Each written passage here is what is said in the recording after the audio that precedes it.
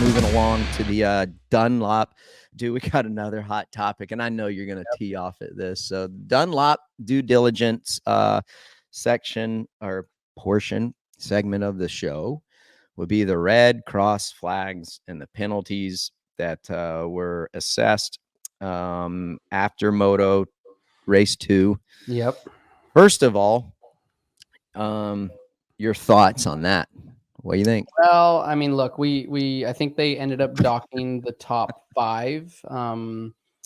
2 positions for most. I believe Jason Anderson got docked 4 positions because it was a white flag. He jumped on the white flag, which was red cross, and then also the checkered, which was red cross. So he's 4 positions. We're watching the replay right now with the red cross out.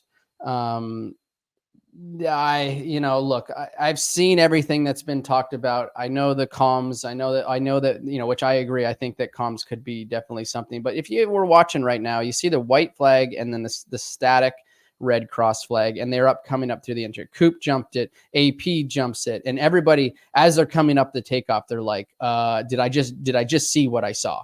And you can see Jet doing it. He realizes what happens. Look, it's a tough scenario to be in. There was multiples that did it, right? I think we would be talking or in a different scenario if it was just one of the riders, if it was just Jet and everybody else followed suit and didn't jump. But clearly it was very hard to see because we had 5 of the best riders in the world miss the red cross flag. And as they were going up the inside there, you make that right hander, you're looking up, you're choosing your rut, right? You're coming out to figure out what jump. And then that red cross plus the white is way to the right.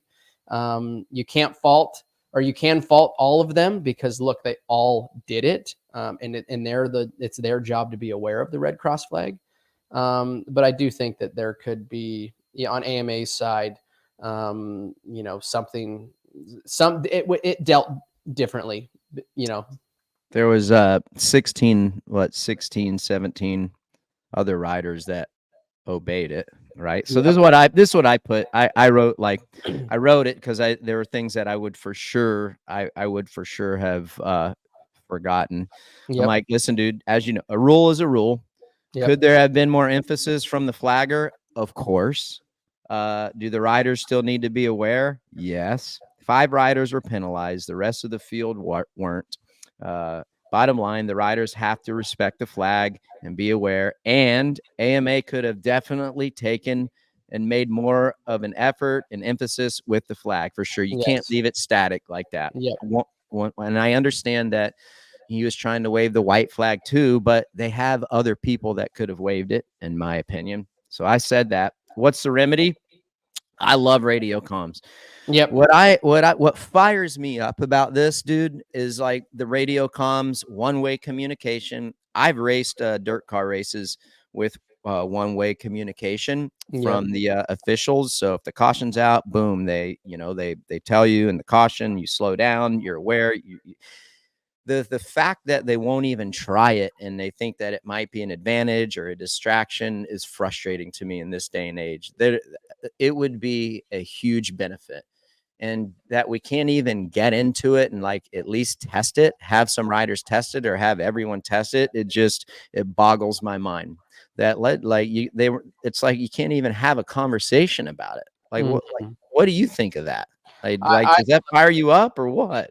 We have discussed this before. I think that it'd be awesome. It would bring the sport to another level if we could have comms in number 1 practice. Hey, we're making a little change here. This is what they're doing. Like things like that. Everybody's got a screwdriver. Everybody's got a set of forks and a shock.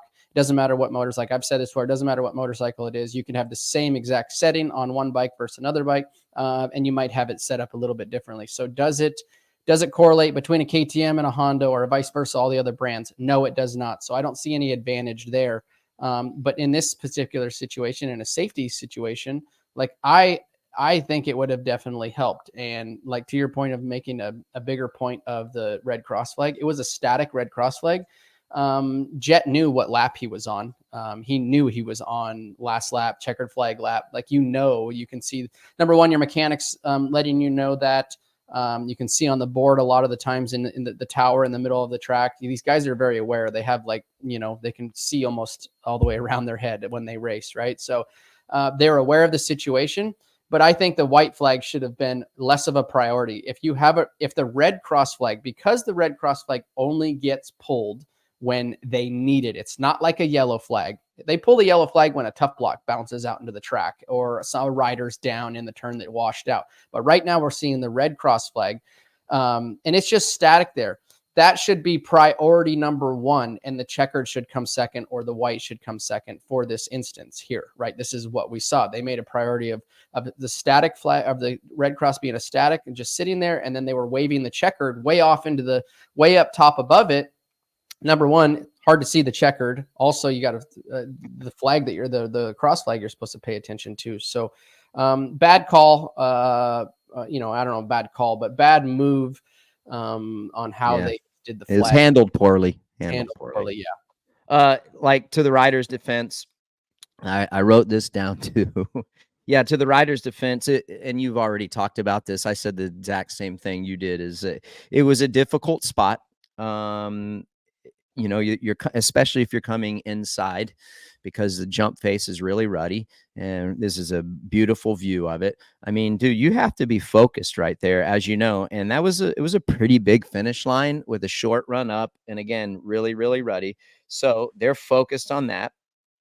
Like, again, especially if you're using that inside. So I'm not trying to make an excuse for the guys. I'm just throwing it out there of why it could have easily been missed. But again, yeah, like, it's not a defense for them. They still need to obey the red cross flag, which they do. And you talked about it. It was AMA could have done a way better job of emphasizing the red cross, and I'm sure they're going to make major improvements before we go to Foxborough. But dude, yeah. It's even as far as we have, the indicator lights on the big jumps, the triples, for example. Like, well, the finish line is really no difference than the triple. The finish line also has a tower above the takeoff, so it's even easier to put a light on the front of that, or as easy to put one on a triple as it is to put it on the finish line. And I think if you would have had lights on that too, you could then say, okay, a static red cross flag, because now the lights are going off, indicators letting you know, like, hey, this is a non-jump, because those indicators only come on when it's wheels on the ground. Right. So that would have been another area where they could improve. If they're not talking about going comms, they can be talking, they could have lights right here, or on the tower there. And they definitely would have been able to see that. I think that if the riders haven't, like, dude, I'm going hard. I'm going hardcore press on the comms, just because if you're a rider and you haven't used them, I recommend that you try them. They're awesome. I think you'd be pleasantly surprised how it's not a distraction. It's not a safety. It's not a safety concern. And I don't know. It's just crazy. It's nuts, dude. Hi, folks. Lee Diffie from NBC Sports here. If you truly enjoyed what you just watched, you can get more news, interviews, and highlights by subscribing to the Motorsports on NBC YouTube page. You can get it all, so go for it.